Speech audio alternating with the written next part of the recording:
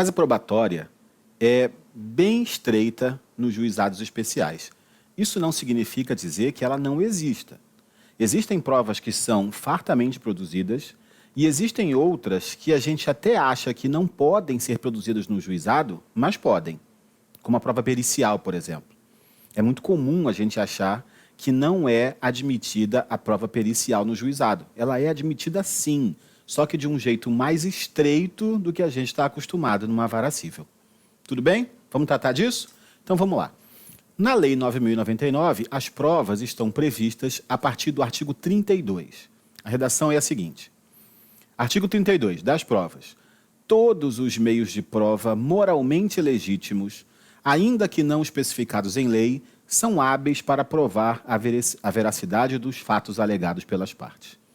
O que fala o artigo 32, então? Fala da possibilidade da utilização de meios atípicos de provas. Vamos fazer o seguinte, vamos começar a organizar esse pensamento. Vamos falar sobre provas. E a previsão do artigo 32 é a atipicidade dos meios de prova. O que isso significa? Provas que estão expressamente previstas em lei são as provas típicas e atípicas são as provas que não têm expressa previsão legal, mas podem ser utilizadas desde que moralmente legítimas. É a redação do 32. Todos os meios de prova moralmente legítimos, ainda que não especificados em lei. Essa é a parte da prova atípica, não está especificada em lei. São hábeis para provar a veracidade dos fatos alegados pelas partes. Bom, isso abre a possibilidade da gente utilizar no juizado provas que normalmente não são admissíveis numa vara civil, por exemplo, como prints de WhatsApp. Print de WhatsApp é uma prova documental muito frágil, porque existe hoje, é muito fácil a gente conseguir hoje manipular imagens. Tá aí para a gente ver, né? Filtros de rede social, aplicativos de celular que alteram a imagem, que manipulam a imagem. Muitas pessoas usam isso para diversão. Faz um filtro e coloca no Instagram, por exemplo, ou então aqueles aplicativos que faz colocar cabelo, tirar cabelo, emagrecer a pessoa, engordar a pessoa. Faz isso, mas faz de forma recreativa. Mas se isso for usado para alterar um documento, por exemplo, é bem difícil conseguir identificar que aquele documento, ainda mais em processo eletrônico, é bem difícil identificar a olho nu que aquele documento não é verdadeiro. Então, um print de tela de computador, de celular, etc., é bem complicado de ser utilizado como uma prova válida.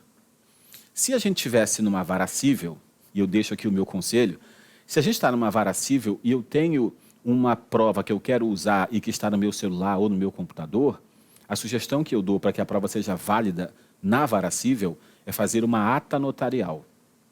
Previsão do artigo 384 do CPC, que muita gente acha que é uma novidade do CPC de 2015, e não é. A ata notarial já estava prevista na Lei 6.015 de 73, que é a Lei de Registros Públicos. Você vai num cartório extrajudicial e pede para fazer uma ata notarial. Basicamente, o escrivão vai pegar o seu computador ou o seu celular, vai ver a informação que está ali e vai fazer uma ata notarial, ou seja, uma declaração dele que tem fé pública dizendo que aquilo é aquilo mesmo. Tudo bem?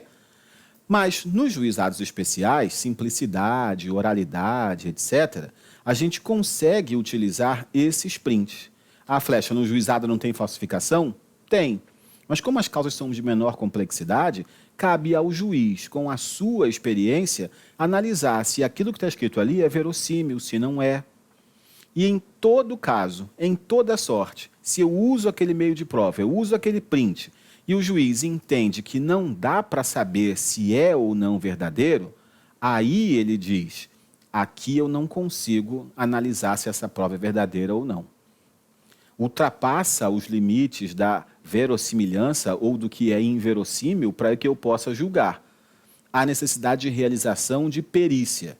E, portanto, como não cabe esse tipo de perícia aqui no juizado, eu julgo extinto. Flecha, você acabou de dizer que cabia perícia no juizado? Cabe, Mas não é essa perícia de varacível. Nomeia perito, as partes vão quesitar, indicar assistente técnico, faz o laudo, pode impugnar o laudo. Esse não cabe. Cabe uma outra, simplificada, que daqui a pouco a gente vê qual é. Tudo bem? Então, primeira questão, a atipicidade dos meios de prova. Ok, artigo 32.